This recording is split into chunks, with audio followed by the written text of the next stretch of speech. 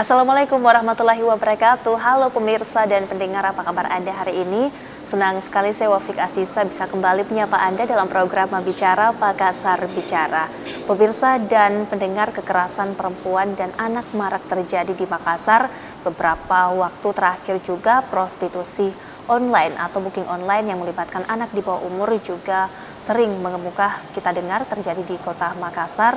Apa langkah konkret yang perlu diambil untuk mengatasi beberapa masalah sosial tadi? Untuk membahas ini lebih jauh, kami akan berbincang bersama dengan anggota DPRD Kota Makassar, Ibu Irmawati Sila. Assalamualaikum Ibu. Waalaikumsalam. Apa kabar Bu hari ini? Alhamdulillah baik. Alhamdulillah baik ya Ibu. Sebelumnya terima kasih banyak nih Ibu, di sela-sela kesibukan Anda masih meluangkan waktunya untuk bisa berbincang bersama kami hari ini. Ini isu yang cukup marak begitu Ibu dibicarakan di Kota Makassar, khususnya untuk kekerasan anak dan juga prostitusi online. Kalau Dewan sendiri melihat ini Bu, apakah memang juga di lapangan sedemikian rupa maraknya terjadi atau seperti apa? Silakan. Iya, terima kasih. Assalamualaikum warahmatullahi wabarakatuh. Jadi mengenai kekerasan anak, memang sebenarnya ini di lapangan memang itu betul adanya, dan ini sebenarnya ya bukan hanya tugas anggota dewan, pemerintah, tapi semua menjadi tugas kita semua bahwa bagaimana sih sehingga terjadi kekerasan anak itu dan juga prostitusi online. Saya secara pribadi ya sebenarnya sangat saya sayangkan anak-anak yang di bawah umur sudah mengenal yang prostitusi online itu, mungkin disebabkan juga akibat medsos ya, yang mungkin tidak dipergunakan dengan baik seperti itu. Jadi betul-betul karena bisa jadi juga gaya hidup kita saat ini, jadi banyak anak-anak yang menghalalkan segala cara begitu untuk melakukan hal tadi. Apa yang kemudian Bu perlu diperhatikan untuk Komisi Perlindungan, mohon maaf, dinas-dinas terkait dengan masalah tadi? Ya, kalau dinas terkait, menurut saya, karena kebetulan mitra saya juga dengan dinas DP3A ya, pemberdayaan perempuan, saya melihat di dinas ini sudah cukup luar biasa sih sebenarnya penanganannya.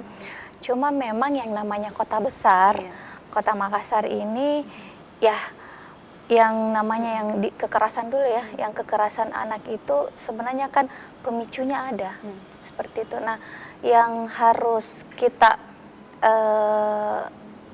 selesaikan dulu apa sih yang menjadi pemicu kekerasan anak itu.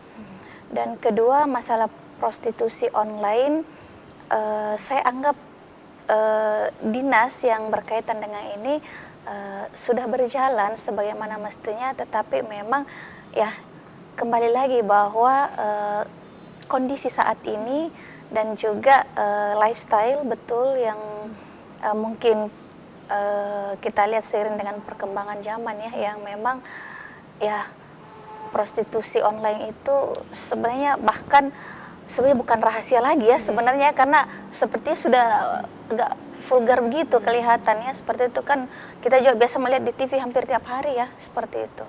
Kemudian Ibu, langkah atau tindakan yang tepat yang bisa diambil oleh pemerintah untuk melindungi begitu atau rehabilitasi untuk adik-adik kita yang sudah terlanjur terkena itu harus bagaimana sebenarnya? Iya, langkah yang harus diambil pemerintah menurut saya, yang pertama ya itu direhab. Rehab mungkin yang paling utama adalah pendekatan keagamaan. Seperti itu. Yang paling penting juga adalah pendekatan sosial, kekeluargaan untuk menangani hal tersebut gitu. Jadi peran orang tua juga sangat besar ya Ibu ya, untuk bisa menjaga dan melindungi adik-adik kita dari berbagai bentuk eksploitasi begitu. Yang menjadi kekhawatiran kemudian Bu, pelaku dari mucikari yang menjadikan anak-anak ini, apa tindakan tegas yang perlu diambil Bu untuk mereka?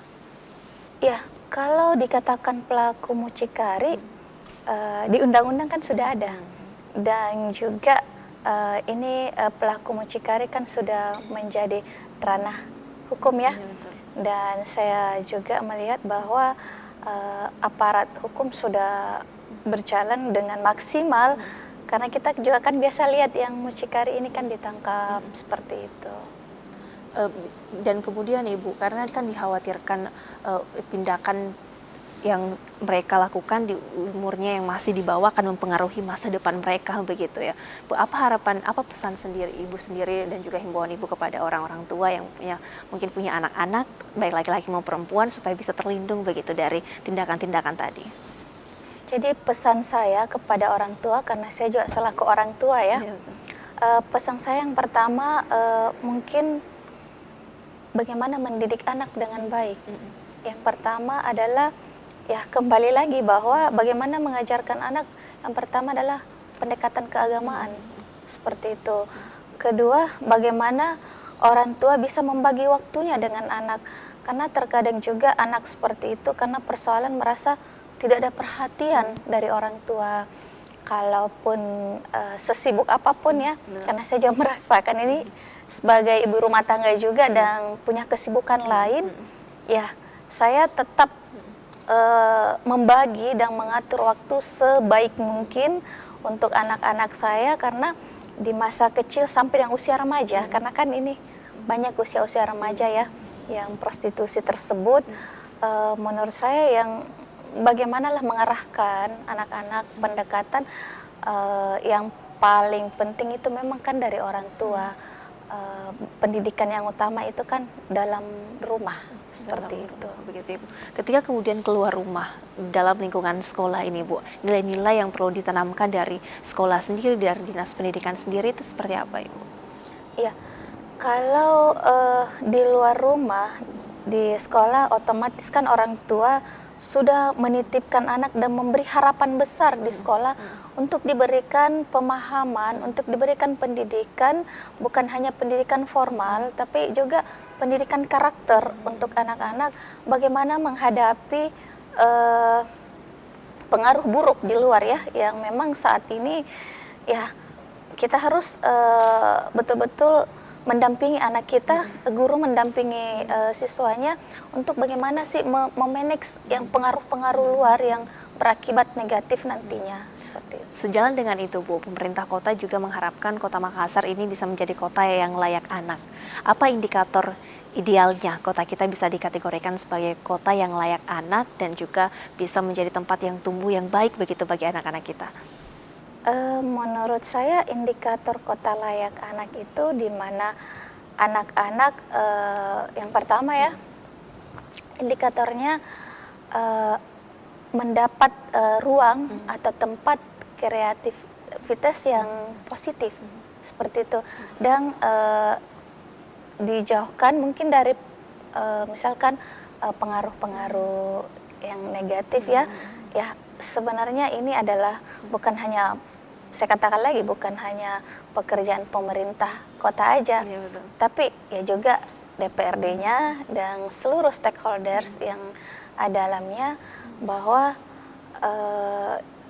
bagaimana anak menjadi nyaman, aman, tentram, ya itu baru bisa salah satu indikator ya, menurut pandangan saya, seperti itu. Berarti itu kemudian catatan-catatan yang harusnya diterapkan begitu ya Bu ya di Kota Makassar supaya bisa mewujudkan kota kita menjadi kota layak anak di Kota Makassar. Baik pemirsa dan pendengar, kami akan lanjutkan berbincang bersama dengan Ibu Dewan lagi selanjutnya terkait dengan reses seperti apa. Kami akan lanjutkan usai jeda berikut ini.